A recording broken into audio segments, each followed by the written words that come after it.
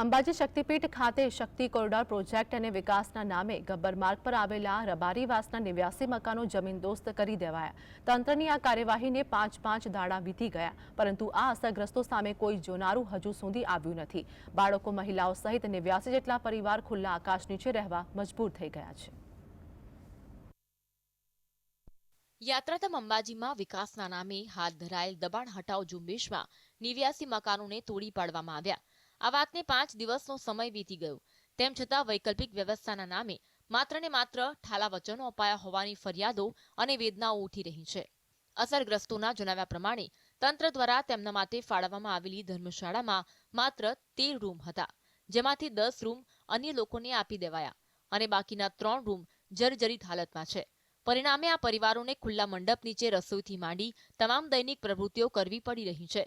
વિશેષ કરી મહિલાઓ અને બાળકોની સ્થિતિ વધુ કફોડી છે। ડિમોલેશન પછી મહિલાઓ અને બાળકોને રસ્તા પર જોવા એ સૌથી કરુણ દ્રશ્યો છે। કોઈ બી આ કેલ્ક્યુલેશન ને સાચું કેવી રીતે સાબિત કર્યું કે 89 અને 11 માં તમે એવું સ્ટેટમેન્ટ આપી દો કે બધાની વ્યવસ્થા થઈ ગઈ છે, તો બધાની વ્યવસ્થા થઈ ગયું તો અમે આજે અહીંયા ટેન્ટ બાંધીને અહીંયા રોડ ઉપર શું કામ બેઠા છીએ? એ બી સૌથી મોટો પ્રશ્ન છે।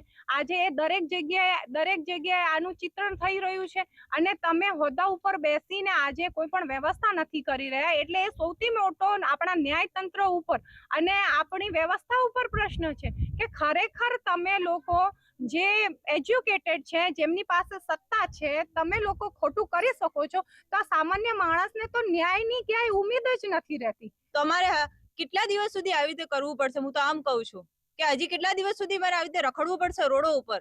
અમે છોકરીઓ છીએ, અમારે રોડ ઉપર ઊંઘવાનો ટાઈમ છે? હવે સરકારને એટલી ખબર નથી પડતી?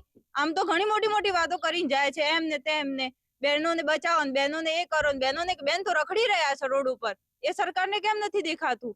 હવે કરો ને। મોદી સાહેબ કહે છે કે ભારતમાં એક પણ વ્યક્તિ એવો નહીં હોય કે જે ઘર વગર હશે।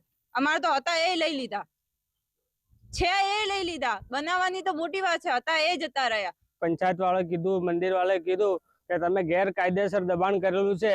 અગર અમે ગેરકાયદેસર દબાણ કરેલું છે તો પંચાયત ટેક્સ હેનો વસૂલ કર્યો અમારા જોડેથી આટલી સાલથી? બરોબર, અમે આ જે સરકારના અધિકારીઓ અહીંયા ઉભા રહેવા મંજૂર નથી, એવી ગંદકીમાં અમે અહીંયા રહીએ છીએ, અહીંયા ખાઈએ છીએ। સાહેબ, જે અધિકારીઓ અહીંયા ઉભા રહેવા એટલી ગંદકી છે, તમે જોઈ શકો છો। ત્યાં અમારા નાના બાળકો છે સાહેબ, રાતે 2 વાગે ઉઠીને કહે છે પપ્પા આપણે ઘેર જવાનું છે। હવે ક્યાં ઘરે લઈ જઈએ એ જ અમને ખબર નથી પડતી સાહેબ। મકાન તોડાયા પહેલા અનેક અધિકારીઓ અને નેતાઓ મુલાકાતે આવતા હતા, પરંતુ 29 જાન્યુઆરી પછી કોઈ આ વિસ્તારની મુલાકાત લીધી નથી કે વૈકલ્પિક વ્યવસ્થા કરી નથી। આગામી પરીક્ષાને ધ્યાનમાં રાખી વિદ્યાર્થીઓને પણ ખુલ્લામાં અભ્યાસ કરવો પડતો હોવાથી તેમના શિક્ષણ પર પણ વિપરીત અસર પડી રહી છે। વીજળી જેવી પ્રાથમિક સુવિધાઓના અભાવે પરિવારોની મુશ્કેલીઓ વધી છે। અસરગ્રસ્તોની માંગ છે કે તેમને ઘરના બદલામાં ઘર આપવામાં આવે। 5 દિવસ થઈ ગયા છે, 5 દિવસ અમે બેઠા છીએ, ખાવા પીવા બનાવી છે બહાર, કોઈ અધિકારી પૂછવા આવતું નથી કે તમે ખાધું કે ના ખાધું, કે તમારે શું પરિસ્થિતિ છે। 5 દિવસ ઠંડીમાં રાતના સૂઈએ છે, શું કરીએ? વ્યવસ્થા કોઈ નથી, કોઈ અધિકારી પૂછવા આવતા નથી કે શું કરો તમે, શું ખાધું કે પીધું, કોઈ આવતા નથી। રાજનેતા બી બહુ આવતા પહેલા કે તમે એમ કરી દો એમ કરી દો, કોઈ એ પાછા પૂછવા આવ્યા નથી। ને કલેક્ટર સાહેબ કહે છે તમે વ્યવસ્થા થઈ ગઈ છે, વ્યવસ્થા કોઈ થઈ નહીં। શું આપણે 1.5 લાખ આપ્યા છે, કોઈ રૂપિયો આવ્યો નથી। આ તો બહુ ખોટું છે। રાતોરાત તો યુદ્ધ થતા ને ત્યારે સાંજે 6 વાગતા ને ત્યારે બંધ થઈ જતા અને સવારે પાછા ચાલુ થતા, પણ આ તો કાળી રાતે, કાળી અમાવસના દિવસે ઘરો પાડે છે। કેટલું દુઃખ થશે? અમારી વ્યવસ્થા રહેવા માટે કોઈ કરી નથી। 5 દિવસ થઈ ગયા છે, આ કડકડતી ઠંડીમાં અમે રાત દિવસ અહીંયા જ રહીએ છીએ, ખાવાનું અહીંયા, છોકરાઓ બી અહીંયા જ ભણે છે, તો અમારે અભ્યાસનું શું, ભવિષ્યનું શું, એ શું કરીશું અમે? યાત્રાધામ અંબાજીમાં આકાર પામનાર ગબ્બર શક્તિપીઠ કોરિડોર વડાપ્રધાન નરેન્દ્ર મોદીનું ડ્રીમ પ્રોજેક્ટ પુરવાર થવાનું છે, પરંતુ આ શક્તિપથ પર 89 જેટલા ગરીબ પરિવારોના અરમાનો અને આશાઓ ધરબાઈ જવા પામી છે।